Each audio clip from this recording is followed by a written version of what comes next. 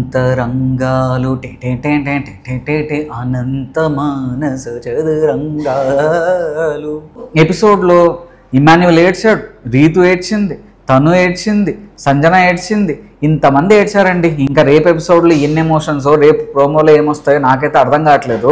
నాకు ఒకటే అర్థం కావట్లేదండి. ఇప్పుడు చిన్నప్పటి నుంచి నేనైతే హాస్టల్లోనే పెరిగాను, చాలామంది మనం హాస్టల్లోనే పెరుగుంటాము. అప్పటికి ఫోన్లు లేవు, ఏమీ లేవు. ఇప్పుడంటే అందరూ సరే ఇంట్లో అంటే ఫోన్లు ఉంటాయి, అవన్నీ ఉంటాయి అంటారు, కానీ అప్పుడు కూడా పెద్ద ఫోన్స్ అయితే ఏం లేవండి.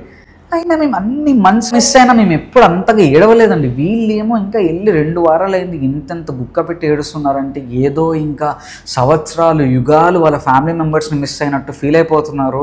అండ్ చాలా చాలా ఎక్కి ఏడుస్తున్నారు. నాకైతే వామ్మో ఏంట్రా బాబు ఇంత చిన్నవాడికి ఏడుస్తున్నా. ఇది ప్రతి సీజన్లో కంటిన్యూ అయ్యే డ్రామానే. సో నాకైతే అంతరంగాల సీరియల్ గుర్తొచ్చింది వీళ్ళు ఏడుస్తుంటే.